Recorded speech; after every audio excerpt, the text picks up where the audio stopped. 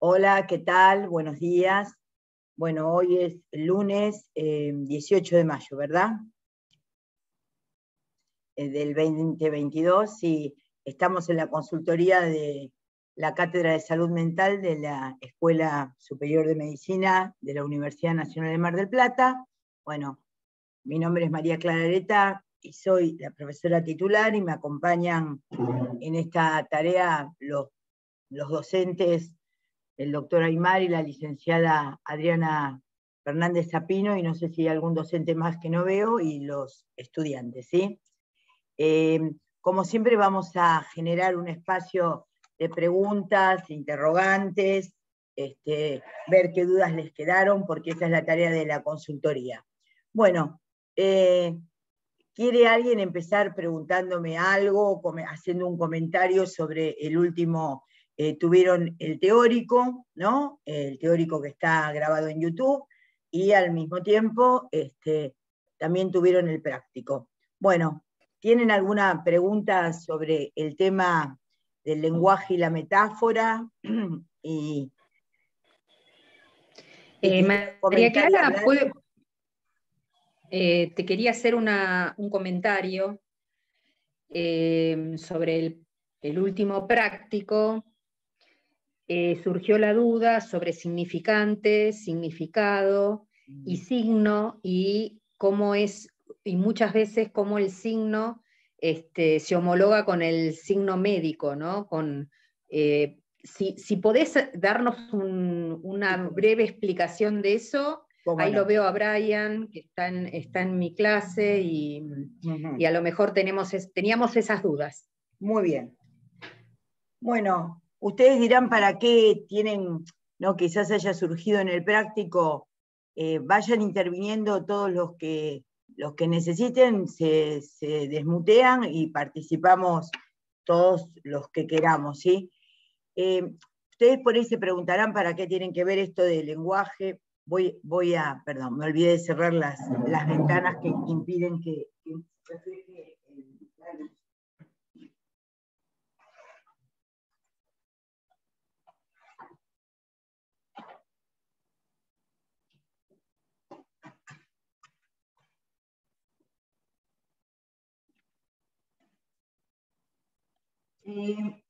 Quizás ustedes se pregunten para qué tienen que ver esto en salud mental, ¿no?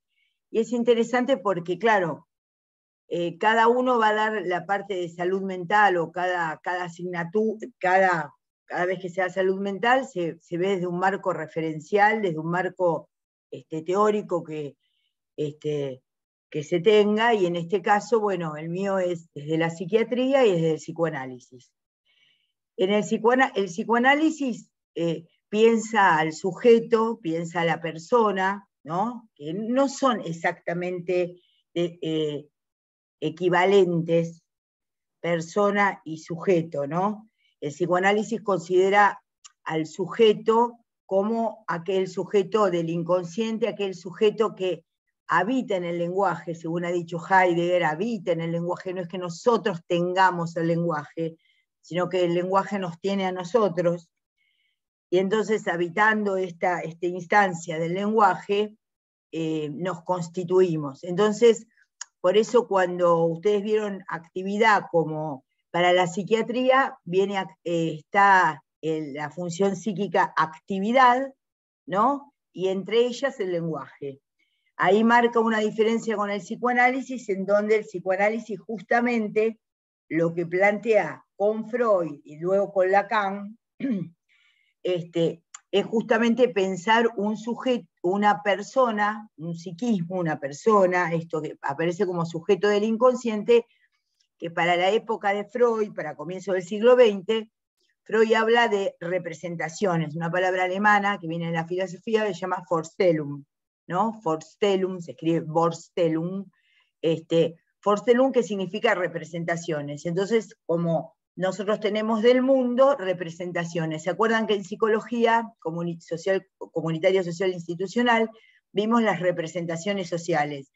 Y que en ese mismo año yo les explicaba que las representaciones es lo que tenemos, o lo que podemos asir A-S-I-R, asir, ¿no? Tomar del mundo, ¿no?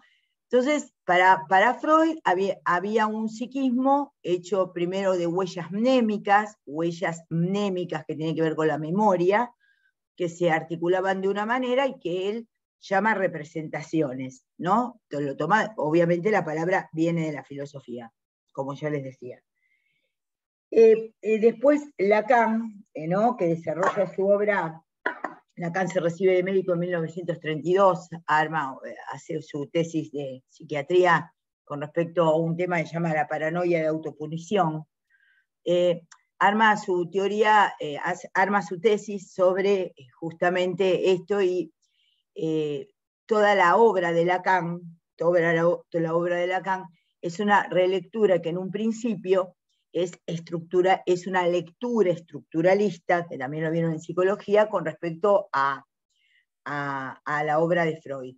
¿Y esto qué implica? Esto implica que, de alguna manera, lo que vamos a tener justamente en cuenta para pensar el psiquismo humano, para pensar la persona, es qué nos estructura, y nos estructura el lenguaje. Entonces, para Freud, había un sistema lógico inconsciente, digamos, en donde no se manejaba de determinada manera, ya les dije, mediante condensación y desplazamiento, quiere decir que podía haber el desplazamiento del temor de un padre hacia el caballo, algunos ejemplos que les di de síntomas, perdón, y para Lacan, el inconsciente, al principio de su obra, creo que es útil volver a este concepto, el inconsciente está estructurado como un lenguaje, ¿no? Porque toma lo planteado por Saussure, que es el fundador de la lingüística, ¿no? Un suizo que se llama Saussure, ¿no? Si lo pueden ir escribiendo, porque si no, y entiende, digamos, al psiquismo pensado como significantes. Saussure, en su teoría general de la lingüística, había planteado que nosotros tenemos un significante, digamos que el signo lingüístico genera el concepto de signo lingüístico, que está articulado, tiene un nominador y un denominador, en el sentido que está la palabra, digamos, la representación del árbol, ese es el que da el ejemplo Saussure, como significante, digamos que es lo que es cómo se llama a esa cosa, y abajo aparece como el denominador el árbol como un dibujito. Quiere decir que en ese punto significante es lo que homofónicamente, semánticamente habla sobre lo que es la cosa, que no está muy del todo bien dicho la cosa, a ver, un instante, que acá me dice León que no puede, que no lo tengo claro. A ver, vamos a ver, vamos a entrar a galería y participantes. Ahí está. Había gente que no podía entrar. Ahí está, ya está entrando León, el doctor Torres. Bueno, entonces justamente lo que aparece es la dimensión de, ya les digo, cómo se pensaba, digamos, el psiquismo, y cada teoría, de alguna manera, tiene cada teoría que habla de qué es una persona, cómo funciona el psiquismo, tiene una doctrina, digamos, ¿no? Y una forma de entender al sujeto con respecto a determinadas variables. Para el psicoanálisis, ese fundamento es el lenguaje, ¿sí? Entonces, lo que vamos a ver, voy a poner anclaje, a ver, esperen un poquito, porque si no, ahí está. Entonces, de alguna manera lo que está presente es que ¿qué es el significante? El significante lo toma Lacan de Saussure, ¿no? justamente que es la forma en que se nombra el significado.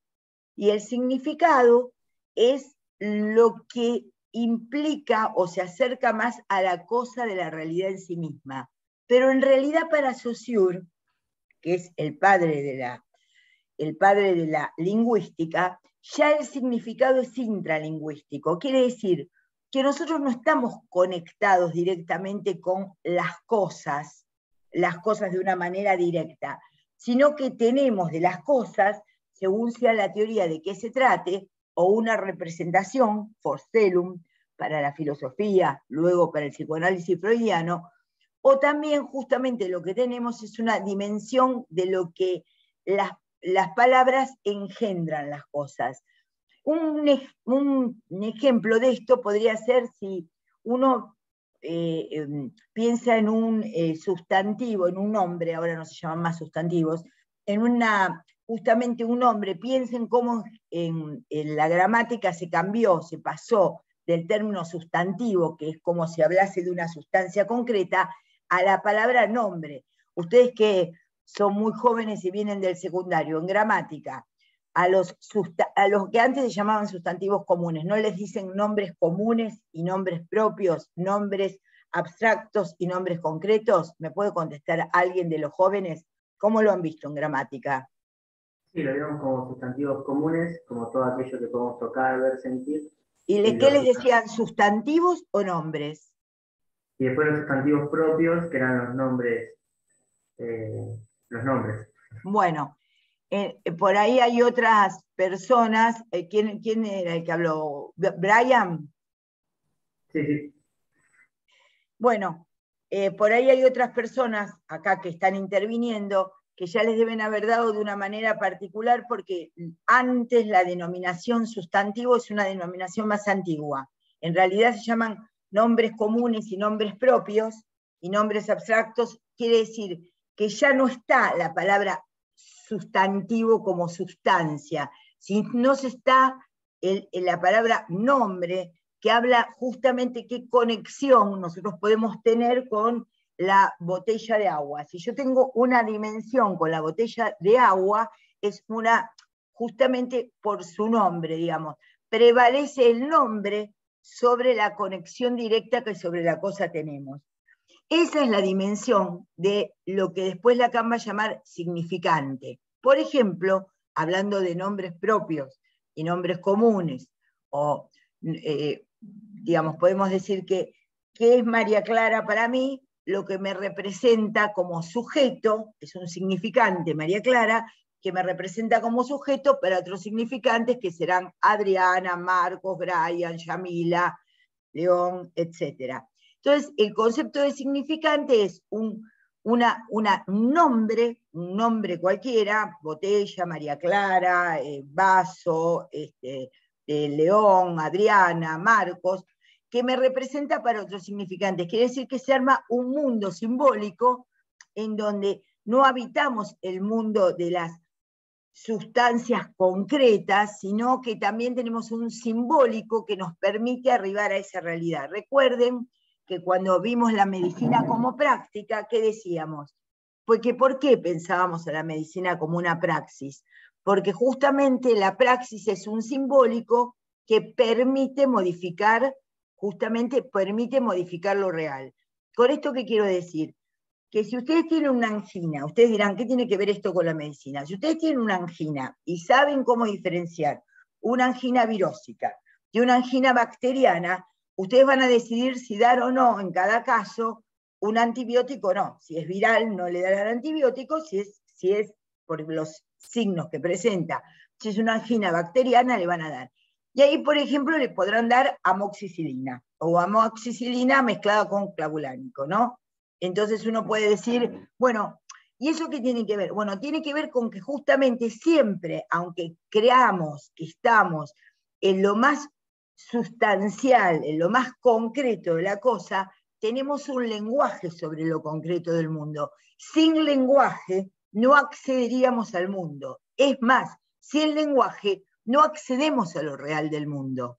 Esta es una paradoja que ustedes tienen que entender y que es importante que nosotros se las planteemos, porque gracias al sistema de los significantes y al sistema del lenguaje, entonces, ¿qué es un significante? Lo que remite a otro significante. ¿Y qué es un significante?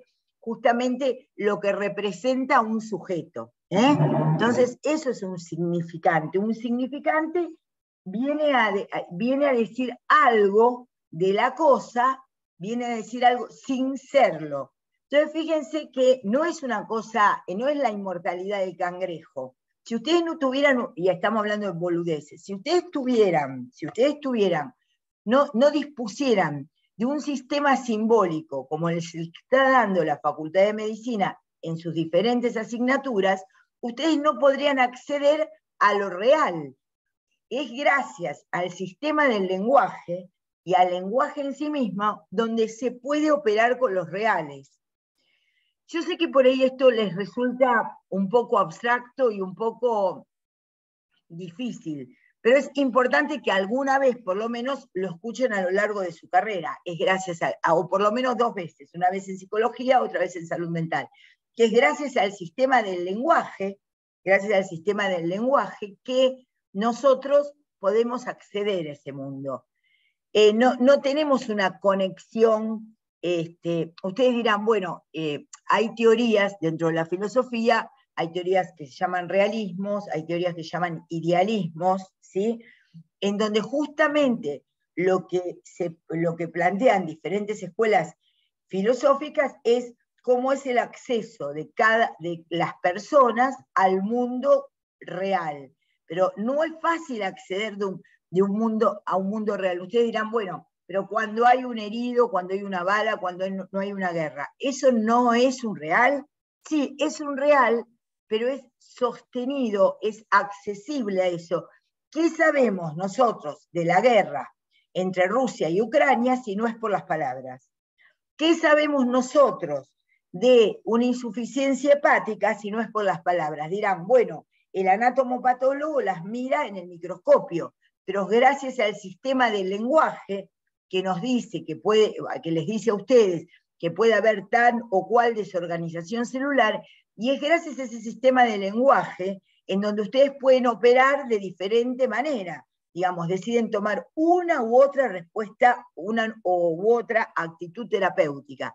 Entonces ahí ven ustedes cómo la dimensión del lenguaje es una dimensión que construye al mundo, ¿no? Es una dimensión que construye al mundo y que nos permite interactuar en el mundo.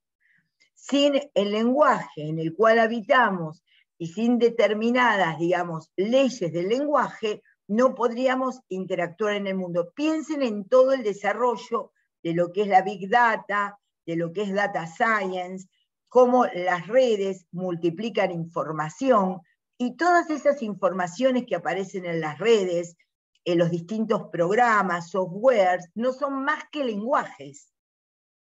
Ustedes tienen que ver eso. Esto no es una antigüedad, es una modernidad, digamos, es hacerles entender a ustedes esa lectura de justamente la producción de información por medio justamente de ciertos lenguajes convencionales, como serían las lenguas convencionales que hablan los pueblos, pero también cómo estos lenguajes artificiales son lenguajes que están representando situaciones y a las cuales, digamos, uno puede decir, les vuelvo a decir por qué no estamos hablando de una cosa muy abstracta ni de la inmortalidad del cangrejo. Nosotros vemos por televisión lo que se decide por determinados algoritmos que se dan en las redes. Bueno, esos algoritmos que se dan en las redes no son más que lenguajes, digamos, lenguajes discriminados que terminan teniendo una decisión fundamental en la realidad concreta de las personas. Entonces, esos son los significantes. Justamente, el significante es lo que representa a un sujeto para otro significante, los nombres propios, las dimensiones de los nombres, por decirlo de alguna manera así, los nombres de las cosas, la mediatización que podemos tener entre el mundo concreto de las acciones y el mundo concreto también de nuestras propias acciones sobre ese mundo. Eso es la dimensión del significante. Y como signo, justamente como el significante siempre es equívoco, porque si yo digo, por ejemplo, vela, ustedes pueden pensar a muchos en la vela que se prende para cuando se corta la luz, ¿no? Lo que está hecho con cera, con adentro un hilo, no sé qué, que se prende para cuando...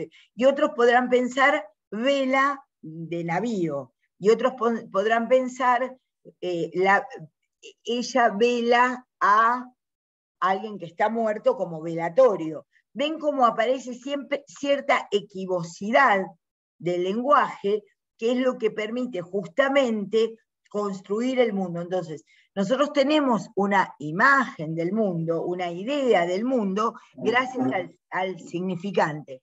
Entonces, lo que a veces aparecía, como ustedes vieron desde la psiquiatría clásica, como ideación, como con un conocimiento, ¿se acuerdan que la definición que se da en psiquiatría sobre idea es conocimiento? Bueno, uno podría decir, bueno, estas modernamente, tal como lo entendemos, se podría llamar significantes. Tenemos nuestro psiquismo armado con determinadas palabras. ¿Por qué no es estrictamente sinónimo significante de palabras? Porque a veces es simplemente un semantema, o simplemente es un pequeño trozo de palabras, ni siquiera con sentido, un fonema, y ese fonema es el que nos constituye, ¿entienden? El semantema es la unidad de sentido, y el fonema es la unidad de emisión de voz.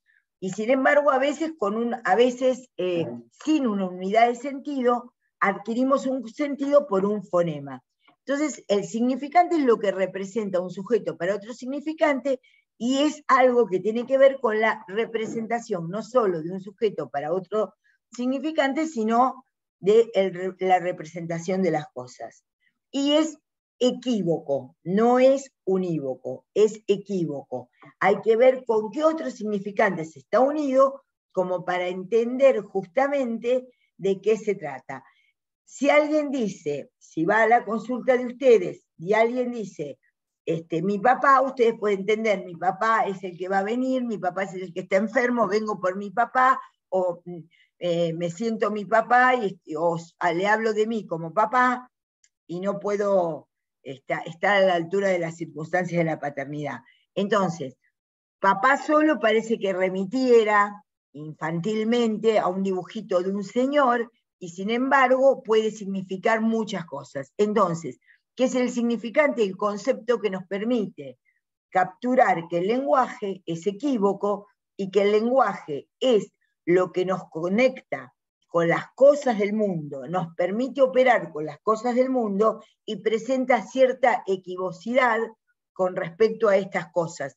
No hay una transparencia total entre las cosas del mundo y el mundo. Pero vuelvo a decirles, ustedes, para hacer un diagnóstico, si ustedes tienen que pensar en signos y síntomas, el signo que para el lenguaje es unívoco, por eso de allí lo que venimos diciendo, de que hay algunos lenguajes unívocos, como por ejemplo son los lenguajes de aerotransporte, etcétera, etcétera, o ciertas señales de tránsito, etcétera, etcétera. El signo es lo que representa algo para alguien. No es lo que representa un sujeto, que ya es más equívoco. El signo es más unívoco, representa más una orden, una acción. Entonces ustedes en medicina lo que van a tener es signos, que es como tal lo describe la semiología clásica dentro de la medicina, los signos que son los observables, se plantea los observables, como puede ser, por ejemplo, enrojecimiento de fauces, o puede ser color, entonces, pueden ver ictericia. Entonces, ¿qué es la ictericia? La ictericia es el color amarillento de piel y mucosas, por ejemplo, ¿no? Eso es algo observable. Y el síntoma es lo que refiere el paciente, y siempre es más equívoco. El signo, si ustedes tienen díganme que algún signo que hayan visto en semiología en clínica. ¿Qué signos, qué vieron? ¿El aparato respiratorio? ¿Qué vieron hasta ahora? Digestivo, más que ¿Cómo? nada. Digestivo, estuvimos viendo. Digestivo, bueno. Por ejemplo, ¿qué signos se les ocurre de lo que implicaría la fisiología y la patología del aparato digestivo? Sí, puede ser un cólico. Bueno,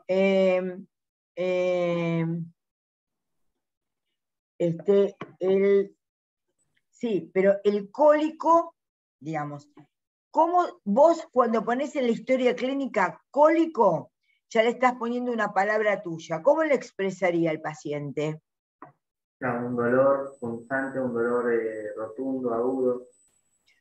Bueno, se podría decir que el cólico es un dolor espasmódico, ¿verdad? Duele, duele, duele, duele, calma y afloja. Duele y calma. Ese es el típico algoritmo del dolor cólico, ¿ves? Pero cuando yo digo algoritmo, es porque ya voy entendiendo, digamos, cómo voy definiendo eso, ¿se entiende? Entonces, si yo pongo dolor cólico es que suelta, duele y calma, duele y calma. Si yo digo dolor constante, es un dolor que no tiene, digamos, el algoritmo de calma y duele. Por ejemplo, ¿no?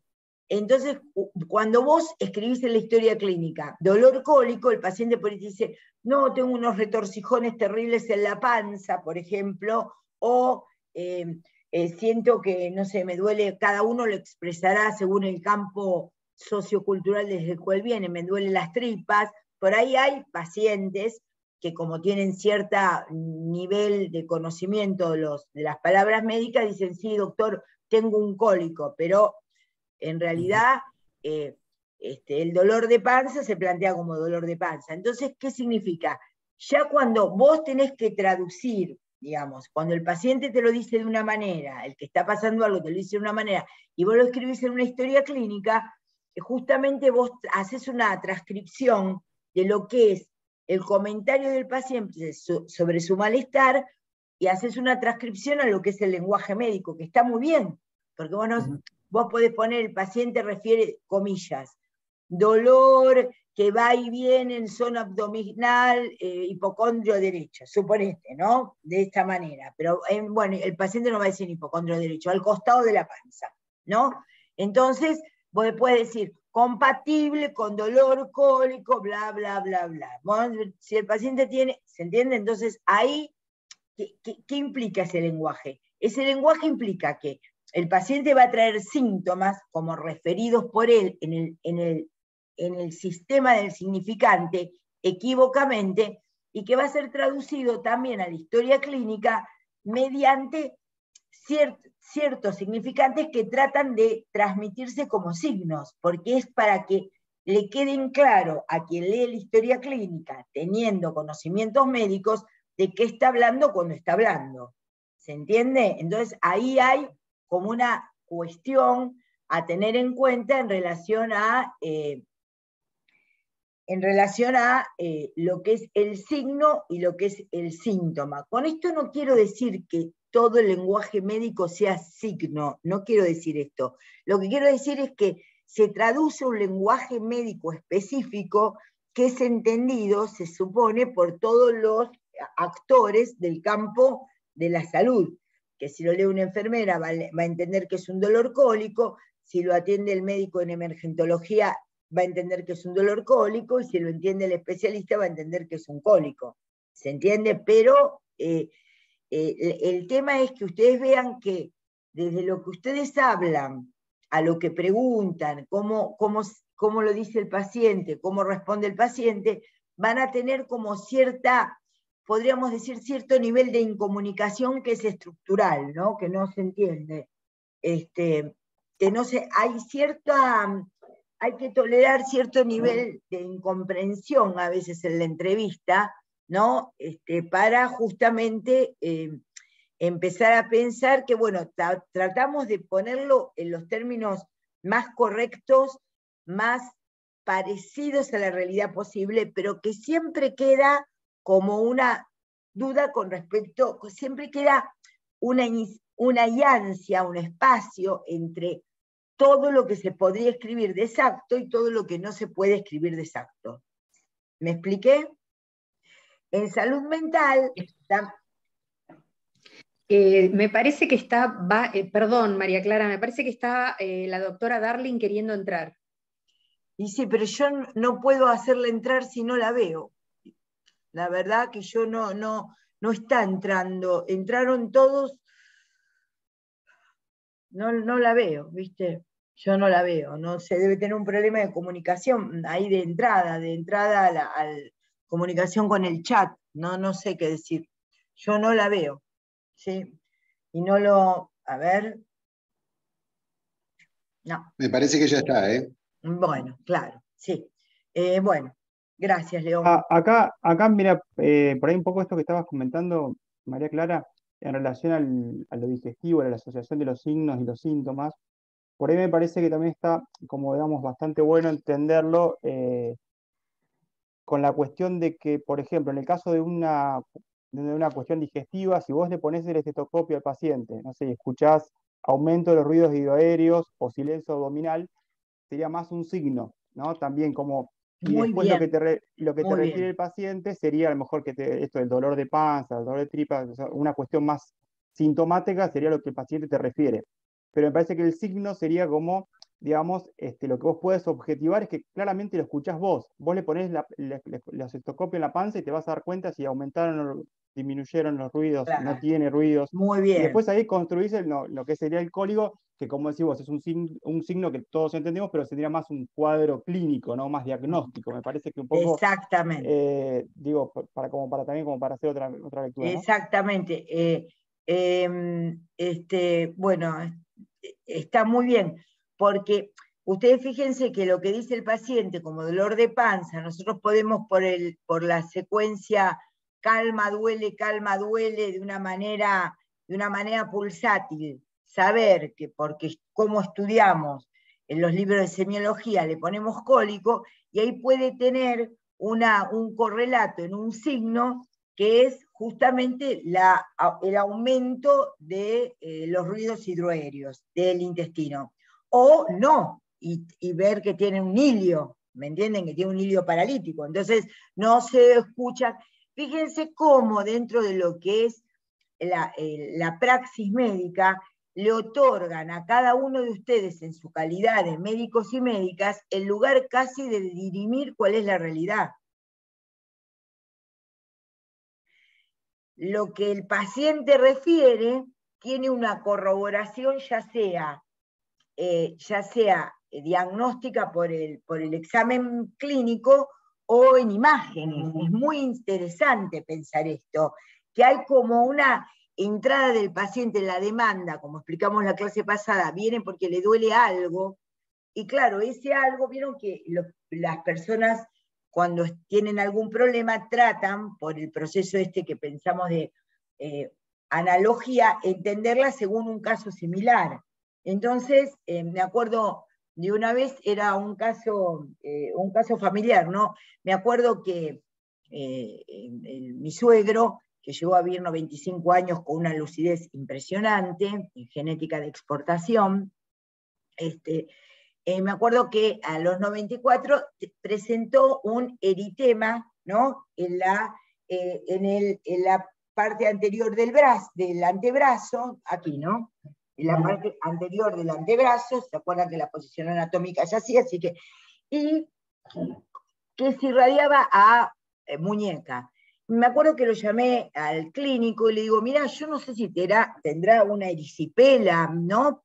Pero está sin fiebre, pero sí con dolor y color. Ustedes se acuerdan los signos de la inflamación, ¿ven? Signos de la inflamación, signos de Celso de la inflamación, ¿no? Un instante que me vienen a buscar algo de la Escuela Superior de Medicina.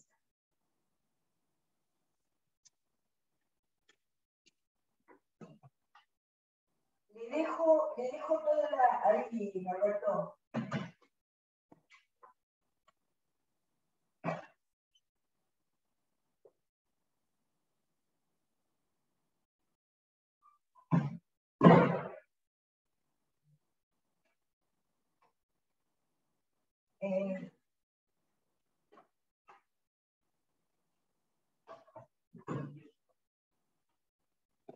Bueno, y entonces fíjense que yo pensé en una erisipela, y me acuerdo que el médico clínico me dijo, no me parece que sea infeccioso, es traumatológico.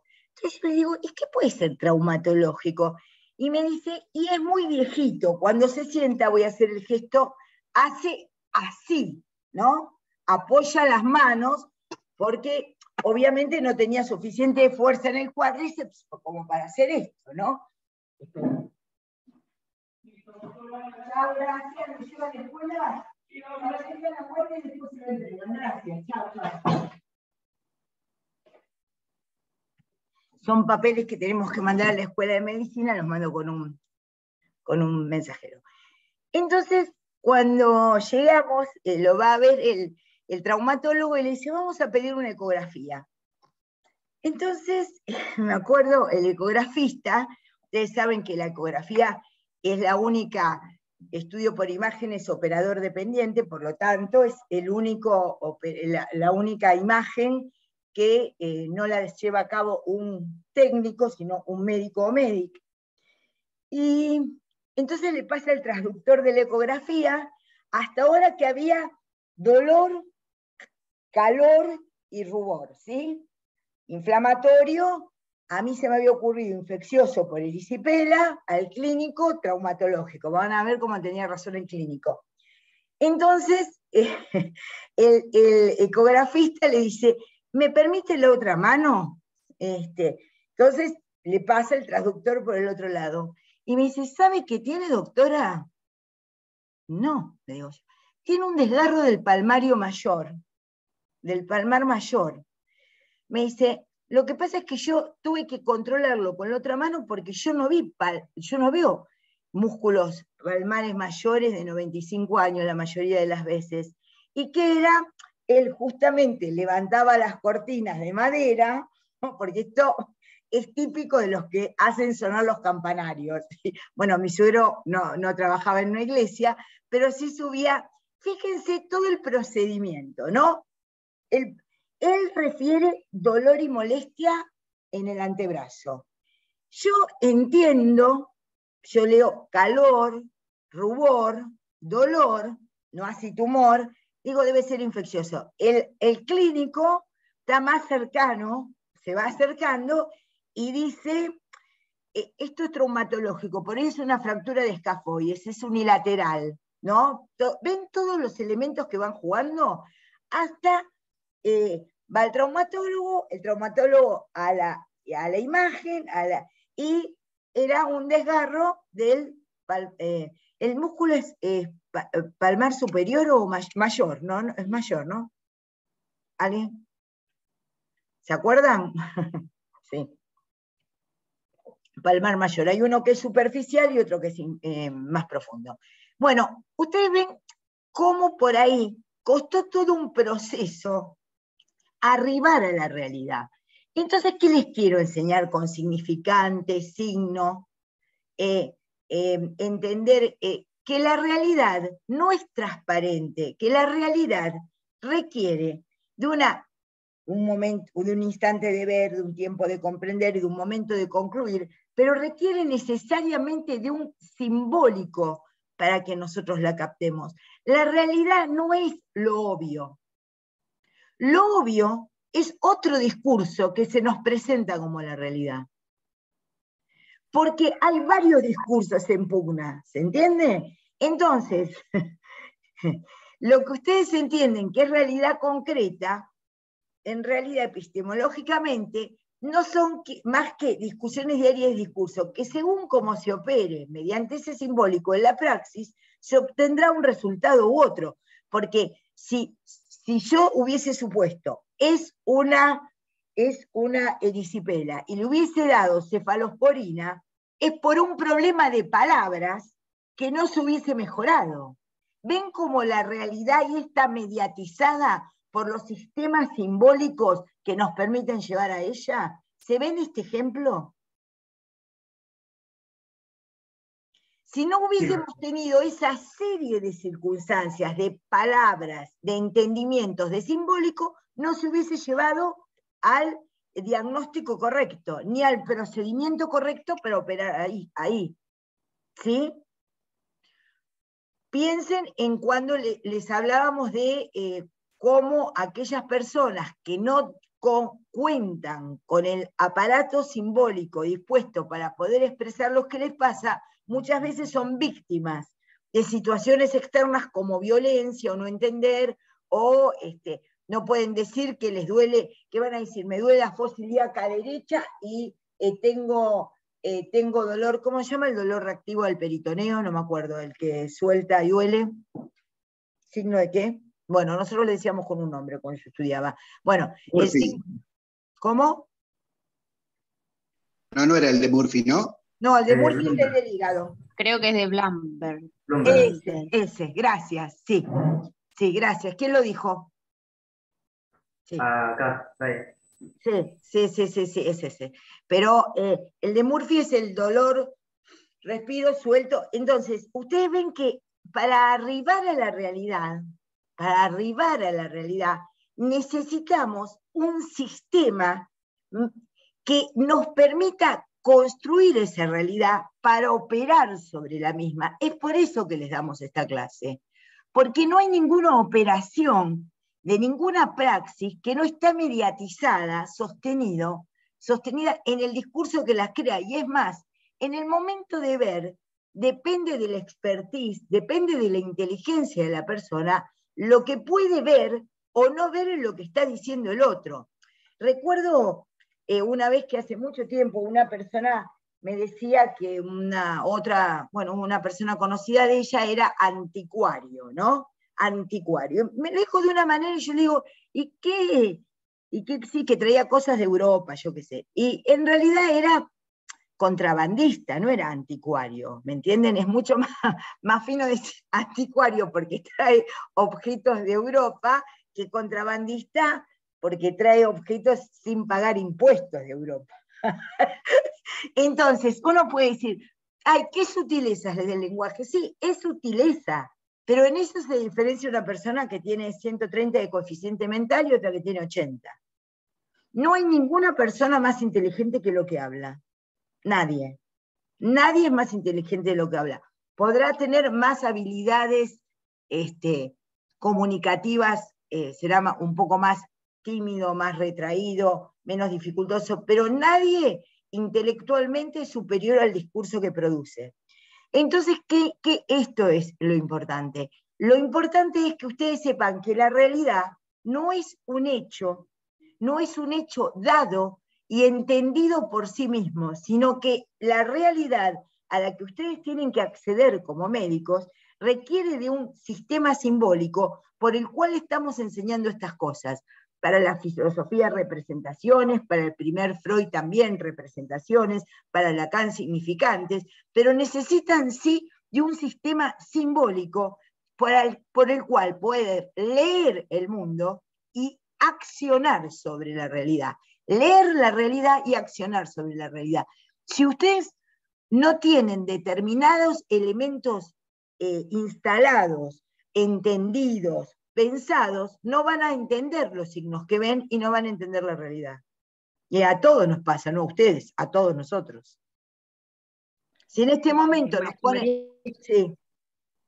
No, María Clara, te quería decir que esto se ve muchísimo, es sumamente importante lo que decís, se ve muchísimo en personas demenciadas que refieren un dolor y es la expertise del médico o de la médica quien tiene que, o de la lectura de signos a través de estudios, o las personas con discapacidad, esto también se ve muchísimo allí. Por eso es tan importante, a mí me parece que esta es una clase sumamente importante, no creernos que la realidad es lo que se nos muestra, y también empezar a circular por las metáforas del discurso del consultante, empezar a circular por allí. Exactamente, porque la realidad no está dada de antemano con respecto al discurso. La realidad se construye. Entonces la realidad se deconstruye desde el discurso. Si ustedes ven cualquier pelea familiar que ustedes tengan por ahí ¿Y quién empieza? No, empezó fulano. ¿Qué se está dirimiendo de última? ¿Cuál es la realidad? ¿Y mediante qué se dirime? Mediante discurso. Entonces la medicina es una praxis, pero justamente está en ustedes saber que cuanto más sepan, más aprendan, más sutiles sean en la captación de este signo, como de estos signos y síntomas, como dice Adriana, más cerca van a estar de intervenir correctamente en una situación que merezca la intervención de ustedes, ¿sí? Ustedes piensen que de hecho esta función de la metáfora, que yo como habrán visto en el práctico, porque así lo venimos dando, la metáfora no es solo la metáfora poética, sino la metáfora es la operación del lenguaje que nos permite entender, sostener un discurso y hablar. Si, no podría estar hablando de estas cosas si no estuviera sustentada en la operación de la metáfora y de la metonimia, pero de la metáfora como operación que permite el lenguaje, no podría estar dando la clase, ¿se entiende? No podría estar explicándoles esto, aunque no utilizara, vieron que la definición que les di de metáfora es la de Aristóteles, que es nominar una cosa con el nombre de otra cosa. No necesito decir cristales en la cara como cristales en la cara para decir que está llorando, pues ustedes dirán que mersa, pero todo lo que nosotros entendemos, lo entendemos gracias al sistema metafórico. Digamos, todo lo que nosotros entendemos al mundo mediante el sistema de metáforas. Entonces, esto es importante, lo sepa o no, quién las está utilizando. Porque por ahí ustedes agarran un traumatólogo y dicen, no, yo no utilizo ninguna metáfora. Pero en cuanto dice, fractura en tallo verde, ¿vieron algo de traumatología, no? Bueno, no sé. Fractura en tallo verde, uno dice, no es una fractura total del hueso, sino es que la fractura del niño que termina de no producir, de no fracturar, de no partirse del todo, ¿no? Entonces ahí ven fractura en tallo verde. Y esa fractura en tallo verde, ¿dónde está? ¿Por qué se llama así? Se llama así porque si ustedes agarran un tallo seco de cualquier rama y lo parten totalmente. Si ustedes agarran un tallo verde, una ramita verde, y la intentan fracturar, en una parte hay una solución de continuidad y la otra permanece estable. Entonces, ahí ya tienen una comprensión de lo que va significando la cosa. En salud mental, la clasificación, digamos, lo que nosotros vamos a pensar, lo que yo di llamar enforzadísimo mapa de la clínica, que por eso a ver si les puedo compartir, tiene que ver con esto, tiene que ver con que si las personas, en la porque uno podría decir, bueno, las personas que sufren, que tienen criterio de realidad, que tienen criterio de enfermedad, que tienen criterio de situación, no alucinan, están orientadas en tiempo y espacio, están euprosexicas, están eumnésicas, están... Vieron que ahora la gente vulgarmente llama euforia a las que son disforias, ¿no? Pero en psiquiatría significa normal. Están estabilizadas afectivamente, entonces tienen el juicio, el pensamiento, normal, son normales, ¿sí? Pero claro, eso es a grandes rasgos, porque lo que le hemos tratado de plantear es que encontrar en ciertas rarezas también lo que es la normalidad. Entonces, lo que he pensado, a ver si les puedo compartir. Sí, creo que sí. Ahí está. ¿Se ve, no? ¿Está compartido la imagen? Sí, sí, se ve. Bueno, entonces, esto del el mapa forzadísimo de la clínica, psiquiatría y salud mental desde el psicoanálisis, bueno, ahí hay una nota al pie, que Lacan es el que en un momento dice el mapa forzado de la clínica, entonces yo lo parafraseé y llamé el forzadísimo mapa de la clínica, porque ustedes no es que van a ser todos psiquiatras ni todos psicoanalistas, sino que porque, como les permite entender esto, en donde hay un sector, digamos, de lo que podríamos llamar la psicopatología de la vida cotidiana, de lo que podríamos llamar la habitualidad, que son las neurosis, y otro sector, en realidad, bueno, yo lo mandé a hacer, que se llama psicosis, ¿no? Que es esto en azul. Esto tendría que haber quedado más intermedio, pero bueno, así es la vida, quedó gráficamente planteado de ese color. Entonces tienen neurosis y psicosis, ¿no? El grupo que aparece acá más en rosado como la neurosis, digamos, que es el grupo de las neurosis, son el grupo de las personas que justamente habitamos el lenguaje. Con Freud hemos atravesado el complejo de Edipo, digamos, tenemos criterio de realidad, tenemos justamente noción de conflicto, noción de situación. Y para la psiquiatría son las que cumplen con todas las normalidades. Atención, actitud, apariencia, memoria, conciencia, juicio, pensamiento, senso-percepción, memoria, bla, bla, bla, todo correctamente. ¿Pero quién va a tener todo eso correctamente? Nadie tiene eso correctamente, todo. Pero les hemos ido tratando de hacer entender la semiología psiquiátrica porque como un pretexto, como una excusa para entender justamente, bueno, primero porque tienen que saber psicosemiología para poder escribir la historia clínica, porque justamente es un sistema de transcripción de lo que pasa, pero también para ir repasando cada posición de las personas ante determinados hechos. En la neurosis, ahí si ustedes, yo antes tenía una pantalla táctil que me era muy útil, ya no la tengo más. Con Freud, dicen, cursa con complejo de Edipo, con principio de realidad, para Lacan con significante del nombre del padre, son sujetos del discurso, presentan síntomas, funciona la metáfora, que es el tema de hoy, funciona la metáfora, y en el tratamiento funciona la interpretación como terapéutica y la deconstrucción de la fantasía. Quiere decir que son personas que vienen con problemas de la vida cotidiana, ¿no? Y se clasifican en histeria, a ver si esto lo vamos prestando atención, ¿no? Histeria, cuando justamente prevalecen los elementos en el cuerpo y cierta dimensión del deseo que se presenta como insatisfecho. Lo voy a volver a decir. ¿A qué llamamos histeria?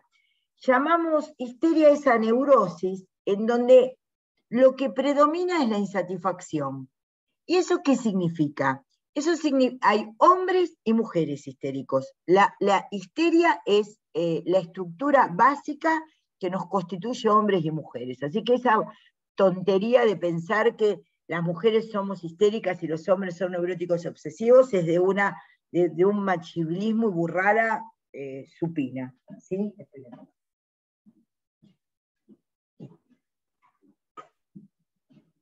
Entonces, en la guardia van a ver muchas veces que dicen, es un ataque de histeria, es un ataque de histeria. Primero que los médicos, la mayoría de los médicos y médicas no tienen ni idea de lo que es un ataque de histeria, porque un ataque de histeria implicaría lo que llamamos en otro momento conversión, que es una conexión determinada de algo psíquico que está teniendo una inervación con determinados movimientos, determinadas sensaciones en el cuerpo.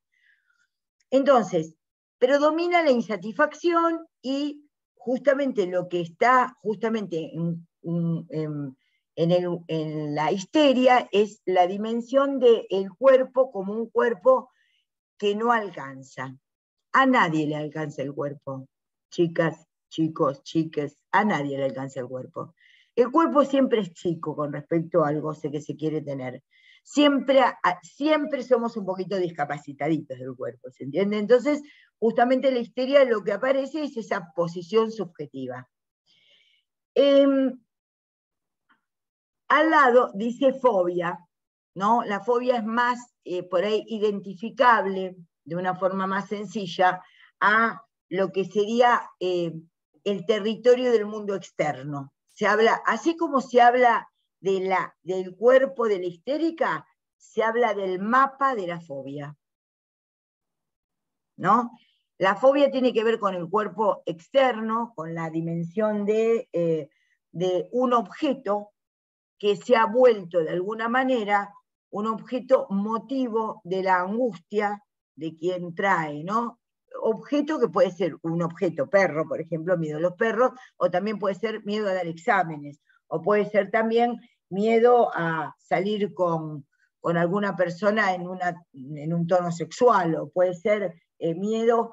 Entonces, ahí ven cómo las normalidades, ¿no?, se van estableciendo de una manera, digamos, como lo patológico nos enseña sobre lo normal. Eso es lo que tendríamos que cumplir en esta asignatura. Entender que a partir de ciertas cuestiones que la psiquiatría llamó patológicas, nosotros poder ir definiendo lo que son las particularidades de las personas así llamadas normales, y que ustedes puedan desarrollar la clínica, digamos, ¿no? La práctica de médicos generalistas, sabiendo que todos somos un poco histéricos, porque todos estamos un poco insatisfechos, todos y tenemos algún problema con el cuerpo, y todos por ahí somos un poco fóbicos, porque quien no ha tenido como un miedo, una extravagancia con respecto a un objeto, y tenemos un mapa, se habla del mapa de la fobia.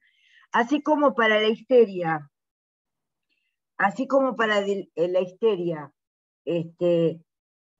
se habló de, ay, me distraje, me mandan mensajes y me distraen. Así como de la histeria hablamos del deseo insatisfecho, en la histeria vamos a hablar del deseo como prevenido. Son personas que plantean demasiadas prevenciones con respecto a las cosas. Entonces, ¿quién no tiene prevenciones? Todos. Bueno, hay que ver qué es lo que prevalece y cómo esa persona se las arregla con esa forma de estar en el mundo. Las neurosis son formas de estar en el mundo. Tienen que ver con el lenguaje y son las formas en donde las personas tienen que están en el mundo. Están como pueden. Están a predominio de cierta insatisfacción del deseo, están a predominio de cierto mapa que los acota en su accionar, ahí tienen la fobia, mapa que los acota en su accionar. Che, qué callados que están, ¿a alguien se les ocurre algo? ¿Ya se fueron todos a dormir o están viendo algo? No, ¿Se va entendiendo o no se va entendiendo ni un carajo esto? Sí, se entiende re bien, profe. Sí, profe. Sí. Sí, están todos bien. Hagan como un signo, porque no les pido un significante que lo represente como sujeto. Por ejemplo, levanten una manito, tosan, algo que me diga que hay alguien del otro lado. Por eso los dejo en anclaje ahí a Adriana y a Marcos, ¿no? Si se va entendiendo, me dicen, por ahí pueden recordar alguna, no sé, novela, algo que vean por Netflix, alguna película, alguna canción bueno, de los que llaman. Bueno, entonces, así como hablamos de la histeria, su deseo insatisfecho, su cuerpo expresando, ¿no? El dolor de cabeza, bueno, hay toda una dimensión del cuerpo de la histérica que es muy importante. Y la fobia, el mapa externo de la fobia, tenemos la neurosis obsesiva. ¿Y qué es la neurosis obsesiva? La prevalencia de la ideación, pero no de una ideación productiva, es de ¿pago primero la luz o pago primero el gas? ¿Se imaginan que así Einstein no descubrió la teoría, no construyó la teoría de la relatividad? Porque no se vayan a creer que la histeria le duele el cuerpo, al fóbico no quiere salir de la casa porque tiene miedo, y la neurosis obsesiva es un genio, ¿no? Todo lo contrario, digamos. Lo que aparece es ciertas cuestiones de la cotidianeidad planteadas en la dimensión de lo que se llama el deseo como imposible. Si el deseo en la histeria es insatisfecho, la fobia es prevenido y en la neurosis obsesiva aparece como imposible. Es decir, ¿qué implica esto? Implica que todos tenemos presentaciones del deseo un poco insatisfechas, un poco imposibles y un poco prevenidas. Pero hay que ver lo que predomina en cada estructuración psíquica para llegar al diagnóstico en psicoanálisis. En el diagnóstico en psicoanálisis no se llega, como en psiquiatría, por una lista o catálogo de signos. Alucina, está con trastorno de la memoria, delirio, no sé qué. En psicoanálisis se lleva al diagnóstico del analizante justamente mediante algo que se llama transferencia, que es algo que no les dije en la clase pasada, que cuando estaba haciendo el sumario de la clase pasada, toda esta dimensión de poder depositar la confianza en otro y poder poner confianza en el otro y hablar, el psicoanálisis se llama transferencia. En la transferencia con el analista, el diagnóstico es a posteriori y no a priori. No es porque uno en una entrevista psicoanalítica le va a ir a preguntar cómo es el deseo, si lo tiene prevenido, insatisfecho o imposible, ni mucho menos porque el paciente no entiende nada, como no están entendiendo probablemente muchos de ustedes nada de lo que le esté diciendo, pero sí aparece con esa dimensión de mantener el criterio de realidad, hay fantasía, se discrimina de la realidad, y lo que nos ha enseñado Freud, ven que ahí tienen perversiones, ahí en este costado, ahí las perversiones, es que el deseo, para Freud, siempre tiene un costado perverso. ¿Qué implica un costado perverso? Implica que para la época en que escribió Freud, en el comienzo del siglo XX, solo se entendía con la moral victoriana que el ejercicio de la sexualidad estaba dirigida a la procreación. Entonces todo lo que no fuera procreación sería beso, mordisco, chupón, no sé, tocada de tal lado, de tal otro, todo lo que sería la práctica sexual por el goce mismo, estaría tomado como una perversión. Quiere decir que Freud lo que dice, bueno, entonces siempre el deseo tiene un aspecto perverso. Entonces, van a diferenciar, ojo, el aspecto perverso del deseo de lo que abajo dice psicopatía, Ojo. Porque una cosa es el aspecto perverso del deseo. Por ejemplo, que a alguien le guste particularmente tal cosita y no tal otra cosita, tal juguetito o no. Pero eso es el aspecto perverso de la sexualidad que se incluye dentro de la sexualidad habitual, ¿se entiende? Dentro de las sexualidades pensadas como hoy. La psicopatía tiene que ver, la psicopatía / sociopatía tiene que ver con una práctica social de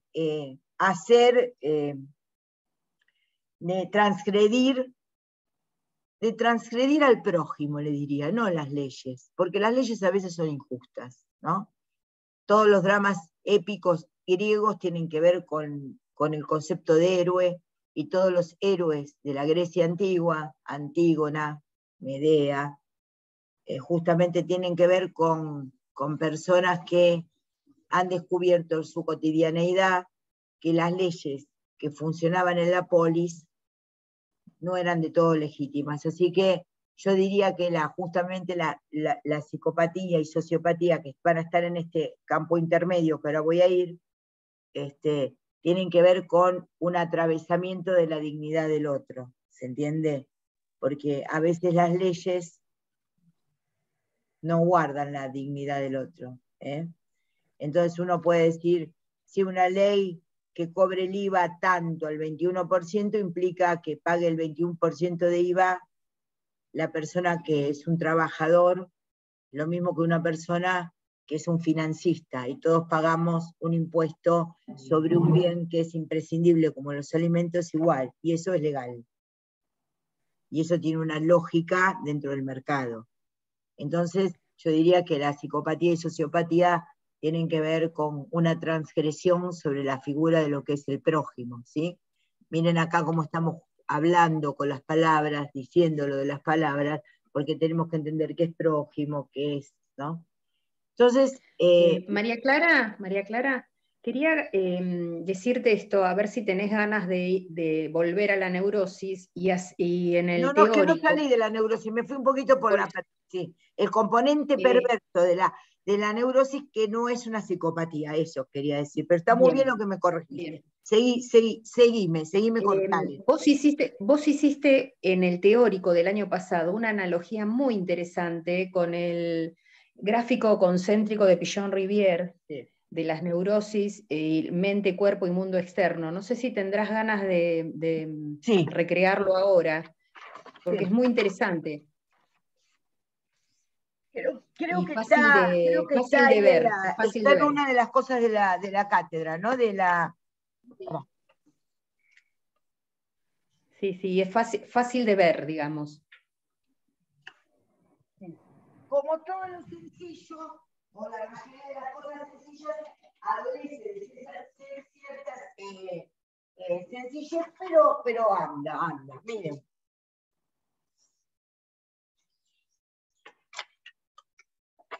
No, no se ve un carajo, ¿no? No. No, no se ve bien. Bueno, a ver si están, a ver si lo busco. Ahora hay un esquema concéntrico de un círculo concéntrico que dice mente, otro que lo superpone, para ver si lo puedo buscar acá.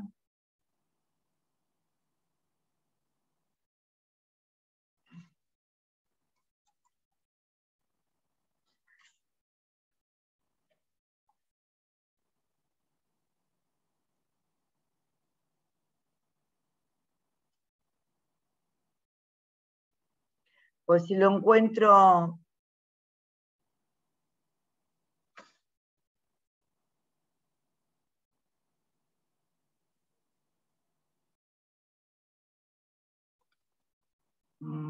Abrí Google.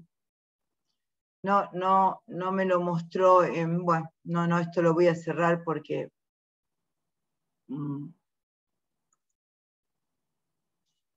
Ahora, bueno, se me. Tal vez si lo dibujás más chiquito en el papel se pueda ver. Bueno, después si lo ponemos ahí en la, en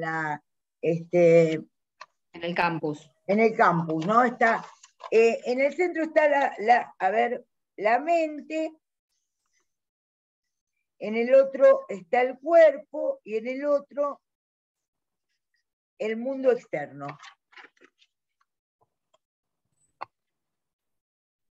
Ahí se ve, ¿no?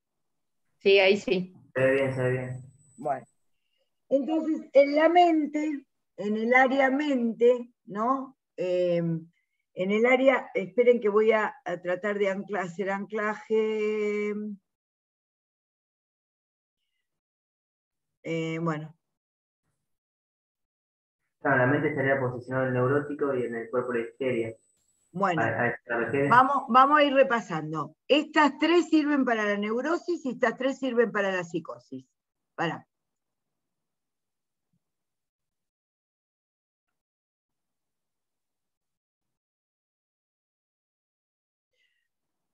Vamos a eliminar anclaje. Y vamos a ir a anclaje acá.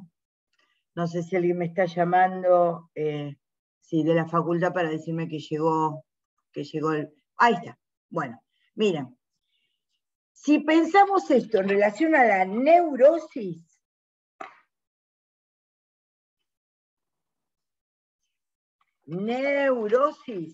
¿ven? Ahí se ve, ¿no? Neurosis.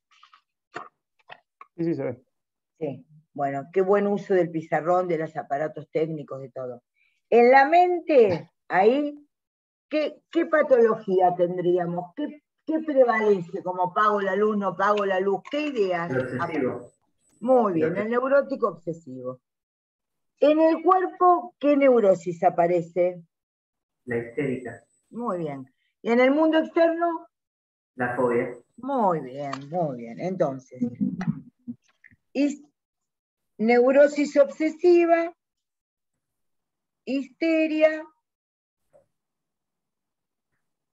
y fobia.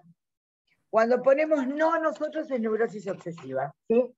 Neurosis obsesiva para el cuerpo, neurosis obsesiva para la dimensión de las ideas, el cuerpo para la histeria y el mundo externo. Ahora bien, ¿esto es del todo así? No, porque la histeria tiene problemas con el cuerpo, con las ideas y con el mundo externo. La neurosis obsesiva tiene problemas con el cuerpo, con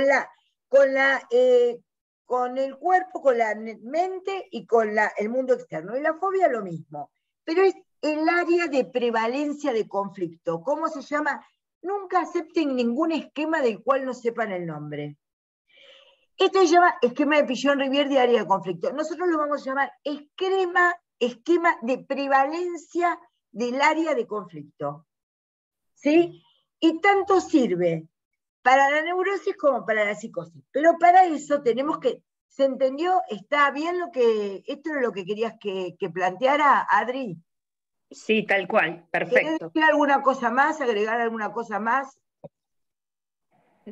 Justamente esto, que hay simultaneidades y sucesividades en cómo se muestra el consultante. Porque a veces el consultante viene con ese dolor de panza o dolor de tripa, como lo quiera llamar, o como su discurso lo diga, lo que hablaste vos, y tiene, digamos, algunas cadenas con las otras áreas, que a lo mejor, como sos médico generalista, no te las cuenta, pero también están. Es interesante indagar sobre esto. Exactamente. Muy bien. Entonces, acá estábamos en la dimensión de, para un poquito, ahí estábamos en la dimensión de la neurosis, ¿sí? Che, ¿quedan alumnos todavía o ya se fueron todos? No, están bueno, la mayoría. Yo si no queda nadie te aviso. Si quedamos nosotros 4 o 5. No, pero no se van. ¿Saben cómo se llama esto para los que se quedan? Esto se llama, es un concepto aretiano, la impenetrabilidad de la campana de Gauss. Ustedes tienen la campana de Gauss, ¿no? Ustedes saben lo que es la campana de Gauss, ¿no? Bueno, ustedes tienen la campana de Gauss, ¿no? Que es ustedes ya saben que es una presentación de la distribución de las poblaciones. Ustedes tienen desvío estándar a la izquierda, desvío estándar a la derecha y la campana propiamente dicho. Bueno, ustedes, según sea la presencia, están en el desvío estándar a la derecha. Quiere decir, participan de las actividades, me mandan comentarios, bueno, no se ve, bueno, ¿no? Y todos los demás de 210 participan. Y 180 están en medio de la campana de Gauss, preocupados porque tienen una materia, tienen otra, y esto yo lo llamo en las reuniones de los profesores la impenetrabilidad de la campana de Gauss. Es así, pero no vamos a dejar de dar las clases. Me parece, no me digan que después lo ven por YouTube, porque no lo ven por YouTube.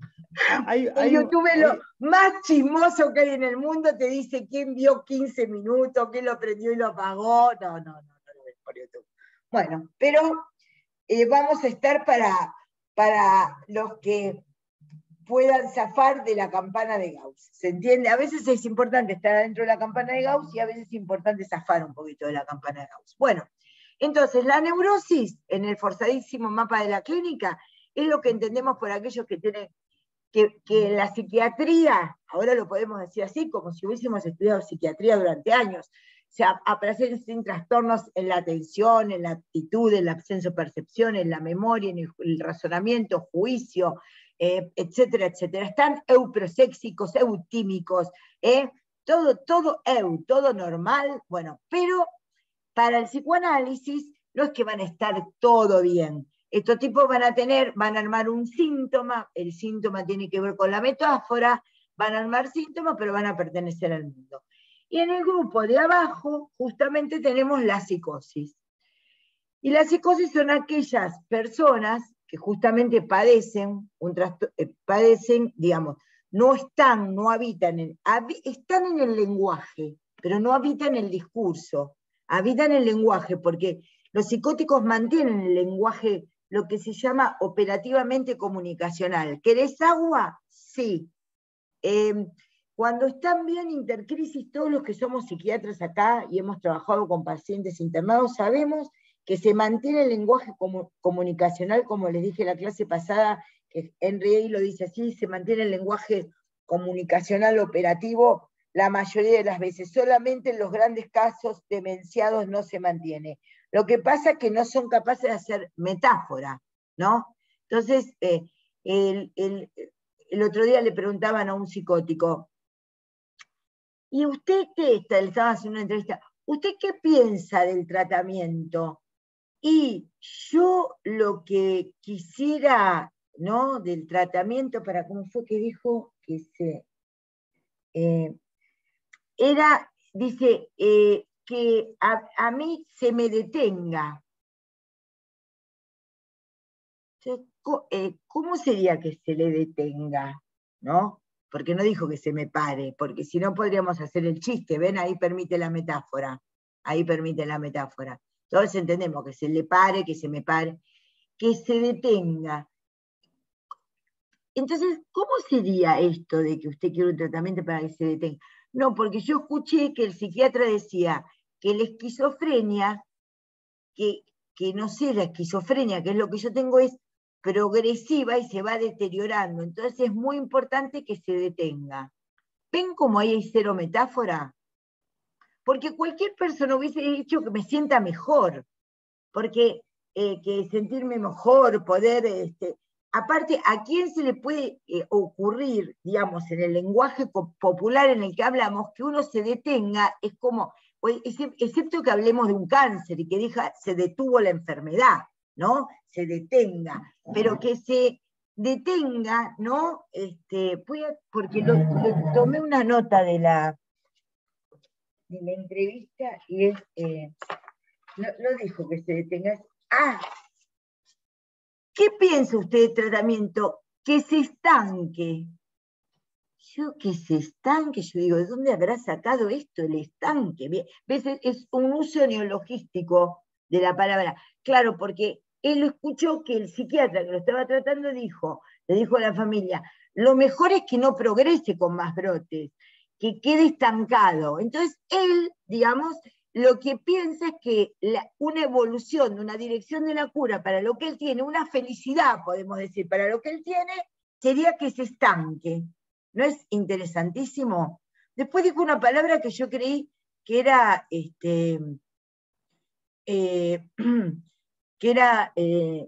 un neologismo, pero no.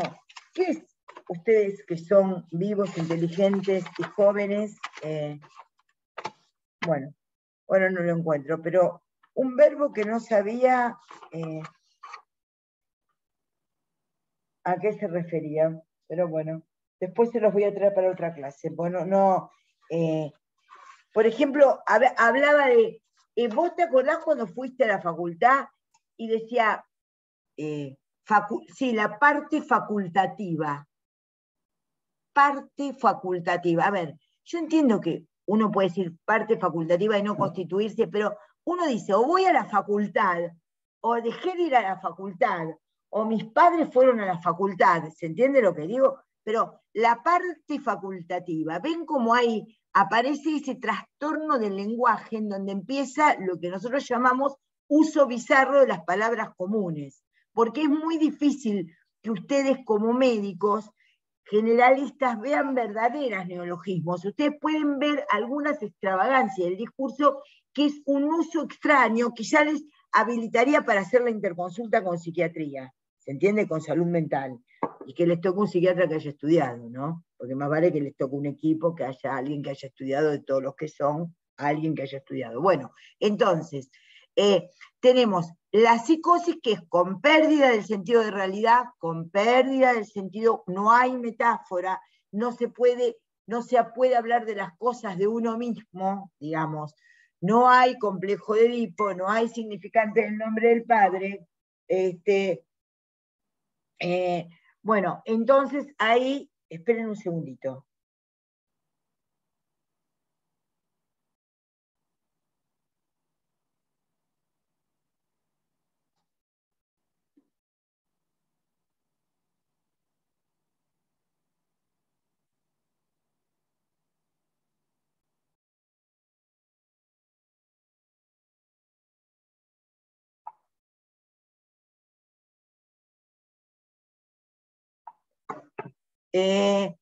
Entonces, ahí en ese punto uno puede decir, la pérdida del concepto de realidad, la pérdida de la capacidad para hablar, de generar, como dije, este simbólico, porque ¿qué es la psicosis? Es la dificultad de este simbólico de captar y operar en la realidad, que es como empezamos la clase.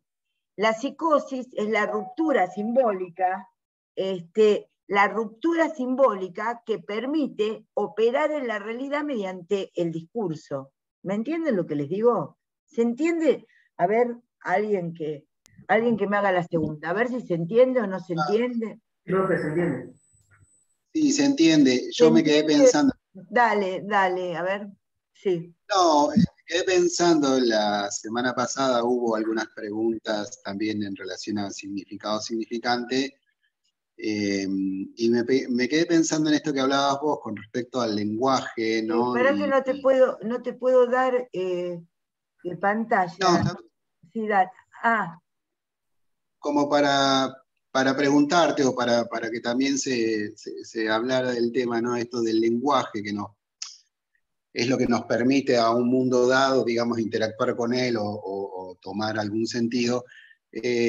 Ahora con esto que traes de la psicosis y la falta de metáfora y todas las demás características, ¿dónde entraría lo del lazo social? ¿No? Que muchas veces cuando estamos hablando de psicosis hablamos de pérdida del lazo social. Se entraría, muy bien. digamos, en parte... Está muy bien, gracias. Muchas gracias por la pregunta, León. Es muy buena la pregunta. Muchas gracias. Mira, a ver si te puedo, no sé cómo eliminar el anclaje, para que no vayamos sumando, digamos, a ver. Se me hizo tan complejo se me hizo tan compleja la dimensión de, a ver, galería, mostrar miniatura, ahí está. Mira, León, lo que dice León es re importante, ¿no? Si el lazo social justamente es un concepto del psicoanálisis que nos sirve para entender cómo hay operadores, ¿no? Cómo operamos dentro de funciones con el lenguaje. Una forma de operar con el lenguaje del lazo social, como que es un lazo sexual, que es un lazo discursivo, que es un lazo amoroso, que es un lazo de demanda. ¿Se entiende qué es el lazo social? El lazo sexual, el lazo de demanda, el lazo de deseo, el lazo de discurso. Una lógica tiene en la neurosis totalmente diferente, en donde hay como una alternativa para entender la neurosis, en donde uno puede entenderse con la metáfora y ahí funciona el lazo social, y otra lógica tiene la psicosis, ¿no? En la psicosis en donde justamente lo que está presente es que hay una ruptura del lazo social, porque el lazo social se hace también mediante palabras. Entonces está muy bien porque cada una de las estructuras clínicas, como neurosis y psicosis, va a tener un lazo social. Entonces es muy interesante lo que planteas, ¿no? El lazo social, ustedes tienen que entender el lazo social como lazo social, sexual, laboral, discursivo, de demanda. Tienen que entender con el concepto de lazo social, que es un concepto del psicoanálisis, lo que ustedes tienen que entender ahí es justamente todas las variables de las acciones que entrarían en los hombres y mujeres, ¿me entienden? En todos los seres humanos. Y ahí poder entender que la neurosis arma un tipo de lazo social y la psicosis está restringida de armar ese lazo social, porque por ahí sí puede ir a pedir agua, que lo dejen entrar, algo así como comunicacional, específico y operativo. Pero cuando tiene que decir qué le pasa, no encuentra palabras, ni para describir la realidad, ni para describir el yo. Y justamente estuvimos diciendo que la realidad está mediatizada por palabras y que no hay realidad que no pueda ser descripta, interpelada, complejizada por un discurso. Sin discurso no hay realidad. Sin discurso no hay realidad. Profe, ¿puedo hacer una pregunta? Sí, dale, ojalá yo pudiera verte acá. Voy a dejar de compartir pantalla, ahí está, así vuelvo a... Sí. Hola, Dale. lo que León dijo ahora, cuando estudiamos la parte de alucinación y de todo eso, y que una de las características sería ser autocentrada, ¿no? Ser autorreferida, y yo quedé pensando que en este momento, que además que la alucinación siempre dice al individuo cerca de él, en su dirección, también puede ser pensado como que cuando pensamos la realidad y los hechos que nos ocurren, siempre ponemos en acuerdo común, ¿no? Siempre ponemos al Muy otro bien, como un clivo muy de la bien. Claro. Claro, El psicótico no está... muy bien. Incluso cuando estamos solos, si yo leo un libro, estoy poniendo de acuerdo con Muy la bien lo que sociedad, ¿no? Lo que decís, entiendo. Víctor. Muy bien, Y, sí. y, Es y más, en la muy psicosis bien, no. ¿sabes? Muy bien, la verdad. Y por eso no se puede convencer, porque no parte de este principio. Si no parte de ese principio, nunca se va a convencer, porque el otro no juega juego en esta definición del parámetro real, ¿no? Muy bien. Sí, Exactamente. Y por ahí pensaba también en una de las primeras cosas que a uno le ha marcado en el aprendizaje de la salud mental o en este camino, que tenía que ver con esto, cómo se describe a las personas que tienen un padecimiento dentro de la esfera de la psicosis, que son súper literales, ¿no? Y entonces me quedaba pensando en esto de que... Bueno, vamos a ponerlo primero en castellano y después lo hacemos superlativo. Literales, claro, ¿no? No metafóricos. No metafórico, ¿no? La dificultad para la metáfora. Estaba pensando que como médicos generalistas y médicas generalistas el día de mañana, bueno, uno de los primeros recaudos que se pueden tener es esto, ¿no? Tener como mucho cuidado porque lo que se dice frente a una persona que tiene un padecimiento del orden de la psicosis puede ser tomado literalmente, y en esas indicaciones, digamos, al no ser comprendida la metáfora, uno fácilmente puede meter la pata, por ¿no? ejemplo, como entendió, mira, está el uso neológico que no me sale a mí por cómo lo dijo. Que se estanque. Estancado. ¿Qué pretende el tratamiento? Un estanque. Un estanque con peces, faltaba decir. ¿Me entendés? Entonces ahí cuando se le preguntó un poco más, no, es que el doctor dijo que lo mejor es que quede estancada. Un estanque. ¿Qué pretende el tratamiento? Un estanque. Ven como estanque existe, como agujero que contiene agua y en suma hay peces, pero no es eso. Estanque viene por la homofonía de estancada, ¿no? Que para quedar estancado.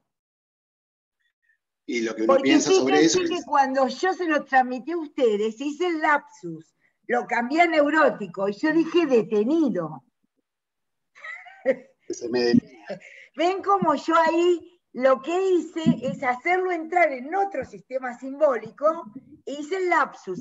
Como no me salía estancado, vieron que les dije que es muy difícil imitar. La gente cree que imita a los locos, a los psicóticos fácilmente. Es imposible imitar a los psicóticos para el que tiene expertise, porque hacer de loco es como me falta cuando le dice a Libertad, hacer de sencilla, no. Se lo dice Libertad. Libertad le dice a Susanita, hacé de sencilla.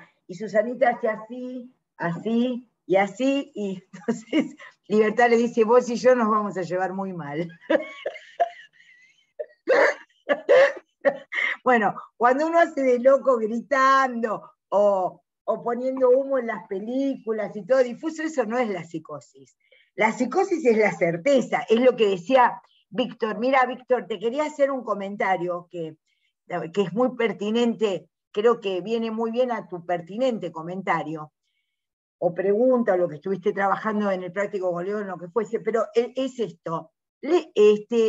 Lacan dice que el psicótico da testimonio. Testimonio viene de testis, de testículos, ¿no? Como que él da testimonio, pero es muy interesante lo que vos decís, porque hay un borramiento de la figura del otro, del gran otro del lenguaje y del otro como prójimo en la psicosis. Entonces, hay una realidad que no se termina de acomodar porque hay un lenguaje que no puede dar cuenta, no de lo que es la realidad, sino de las contradicciones de la realidad.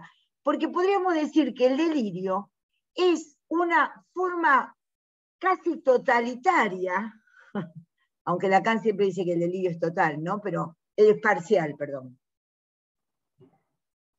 Eso lo aprendió de los franceses, los psiquiatras franceses dicen eso, ¿no? Hay siempre parcialidad del delirio, y es verdad, porque aún las paranoias más totalizadoras tienen un área libre libre de delirio, ¿no?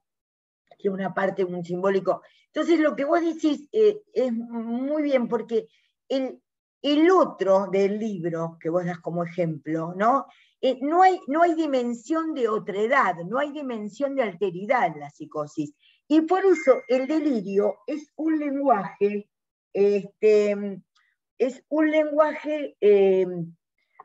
un lenguaje como totalizador, como si él en el ¿qué querés para el tratamiento? Estancarme, ¿no? ¿Para qué vas a trabajar? Para estancarme. Uno podría decir, bueno, hay una literalidad, como dice León, hay una pérdida de lo que sería la equivocidad. Y el lenguaje en la psicosis es un lenguaje que genera la realidad de tal manera que cuando uno genera la realidad de tal manera, eso es un delirio. La producción de una realidad sin problemas, sin contradicciones, sin lapsus, sin errores, sin inconvenientes y sin conflictos es un delirio. Está bien, pues se me van ocurriendo nuevas cosas en los años, pues esto no lo había dicho allá.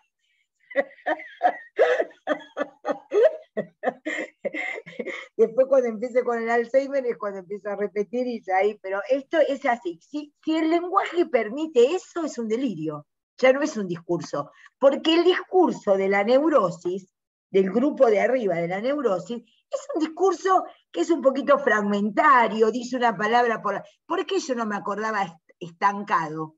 No me acordaba estancado, decía detenido, pero ven, porque es un uso neologístico de eso, porque yo puedo definir lo que es un estanque. Estanque es un lugar habitualmente hecho en la superficie que, teniendo una cierta profundidad, está lleno con agua, a la cual se le pueden poner plantas marinas y peces, por ejemplo, ¿no? ¿No? Contenido de agua. Eso no hay problema para la definición. Pero como él lo dijo en relación así y al tratamiento, el significado era otro. Y no podía tomar el significante estancado. ¿Para qué querés hacer el tratamiento? Para estar estancado, estanque, no lo podía tomar en su significado. ¿Ven ahí lo que pasó? Porque tiene significado para él, ¿no? Claro, para esa persona. No para mí, no compartido. No para el resto de las personas que habitamos este lenguaje, ¿no? ¿Qué hago O sea, yo? Busco un sinónimo, detenido me sale. Pero no. Profe. Sí. A ver si entiendo.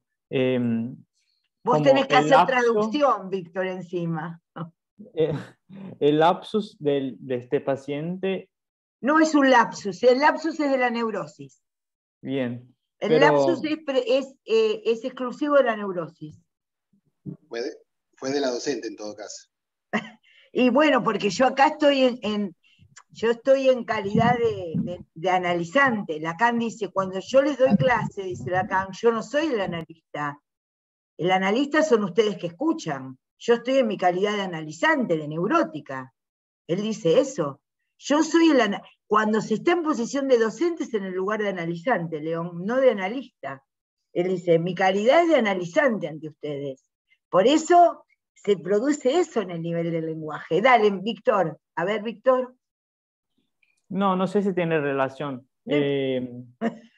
A ver, ¿cómo? Porque lo que suele pasar con nosotros es muchas veces cambiar como una palabra por otra, ¿no? Que tiene muchas veces los significantes parecidos, ¿no? Esto nos genera más confusión en el caso de la neurosis, ¿no? Cuando hablamos una cosa y buscamos una palabra cercana y nos equivocamos con esta palabra cercana y construimos un sentido, una metáfora con esta falla, ¿no? De lógica, no sé. Y en este caso voy a dar un ejemplo gracioso, pues ya estamos para que nos despertemos los que estamos medio dormidos. Yo lo di en otra clase. Hay un caso de psicosis que estudió Freud que se llama el caso Schreber, y el hombre tenía muchas relaciones masturbatorias. Entonces hay un libro que estábamos leyendo con un grupo de estudio y una de las médicas me dice, estábamos hablando de la masturbación de este paciente al que alude Freud, y me dice, en lugar de fíjate la nota a pie de página, me dice, fíjate la nota a pie de paja.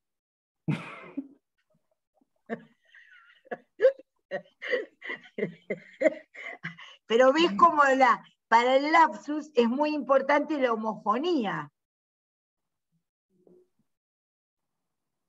¿no? Profe, en el lapsus ¿aparecería algo del deseo también? Claro, absolutamente. ¿Quién habla? Faustina. Faustina, está sin cámara, ¿no, Faust? Ahí le prendí. Bueno, acomódate para las cámaras. Claro, sí, Faustina, pero el tema es, tiene que ver, eso es el deseo, pero el problema es el deseo de qué habría que interpretar. ¿Me entendés? Porque cada lapsus no corresponde a un deseo diferente, pero está en juego lo que se llama función deseo. Muy bien. ¿Qué es tomar una cosa por otra cosa? Sí, muy bien, Faustina, sí. Y Segui Martins de apellido, pero Víctor de nombre, decime, ¿qué más? ¿Qué era lo que querías decir? Sos No, Martins de apellido, ¿no? Sí, que el paciente, en este caso, que nos contó, ¿no? De estanque,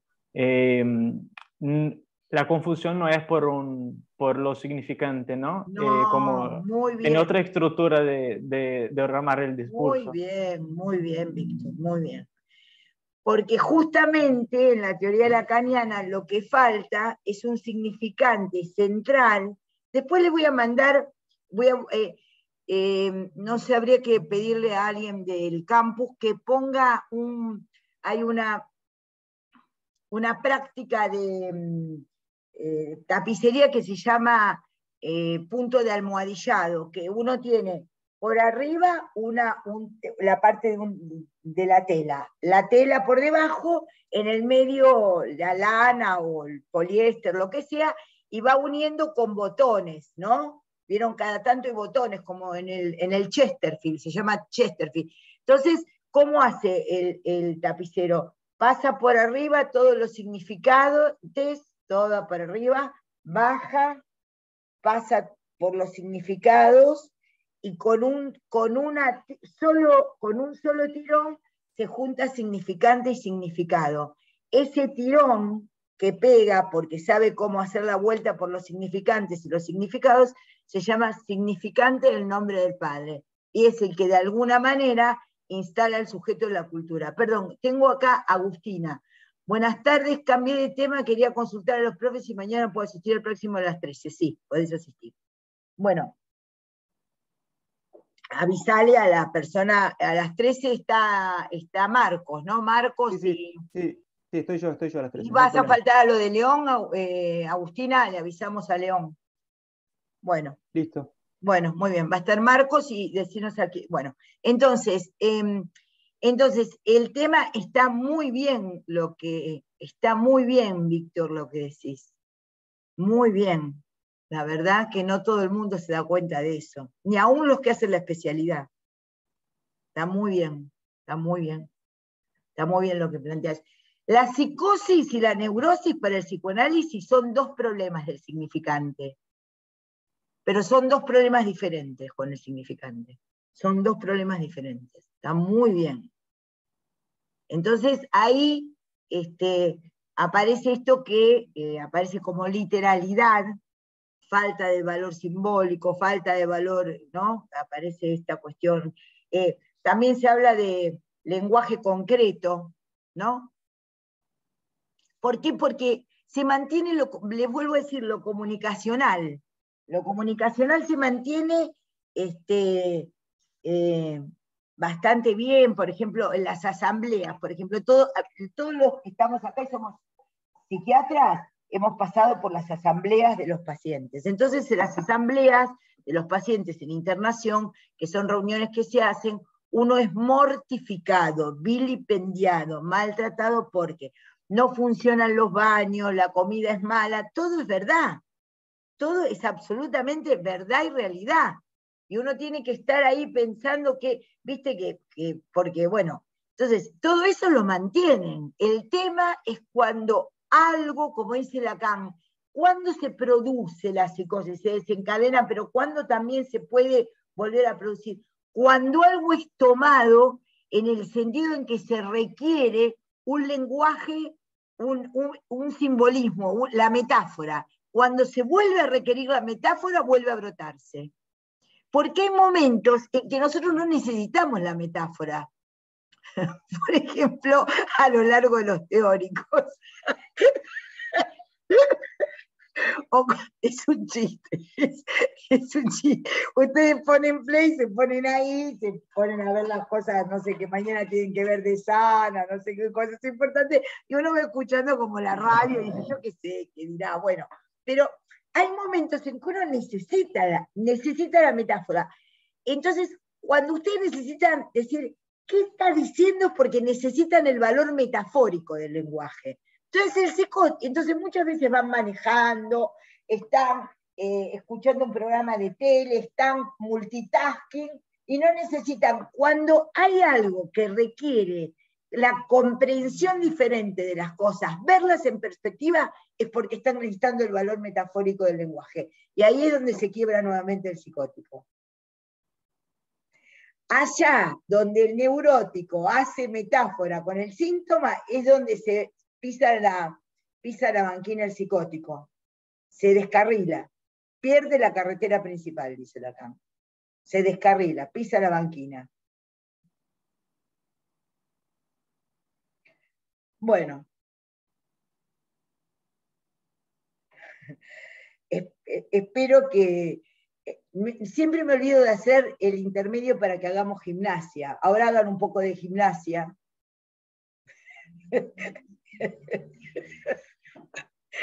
Hagamos un poco de gimnasia, pero vieron que yo a veces hago como movimientos que hagamos un poco de gimnasia. Espero que les haya gustado la consultoría y nos vemos la semana que viene. El práctico ya todavía no lo tienen, no me parece no lo tienen, van a ver un caso de neurosis, ¿sí? Mañana, a ver qué se les produce con todo esto y seguimos viéndolo la semana que viene. Vamos a seguir viendo esto, el mapa de la clínica prácticamente, y vamos a hacer un trabajo, ya me preguntaron 20 veces, ¿cuándo es el parcial? Ya dieron el parcial, ya está el parcial. Ahora tienen que hacer un trabajo integrador domiciliario, el llamado por mí TIP, Trabajo Integrador Domiciliario, que así lo nominé en psicología el año pasado. Van a hacer uno con lo que es las prácticas y sus dispositivos, y van a hacer otro con respecto a la interconsulta, que es una cosa que trabajamos hace 2 consultorías atrás. Así que por lo menos esos 2 los van a hacer. Así que no vamos a tomar más escritos, sino van a hacer trabajos entre ustedes. Se junta la curva de Gauss dentro de la curva de Gauss, los desvíos estándar, traten de, no sé, cada uno se juntarán 2 o 3, o no sé, después les dirá la JTP cómo se pueden reunir para hacer algunos trabajos con respecto a algunos temas que vamos a dar, ¿sí? No, y que ya dimos, que vamos a elegir sobre los dichos, sobre los dados. Bueno, ¿alguna novedad más? ¿Y alguna pregunta? Bueno, les mando un cariño a todos. Gracias a los docentes por acompañarme, ¿sí? Gracias a los alumnos por participar. Los que están dormidos ya pueden despertarse. Como decía un profesor mío cuando se pasaban diapositivas. Por favor, les voy a pedir a los que se queden dormidos que no hagan mucho ruido porque despiertan al resto. Bueno. Porque apagaron las luces. Bueno, que les vaya muy bien. Hasta la semana que viene. Besos. Hasta luego, gracias. Que les vaya muy bien. Chao, chao.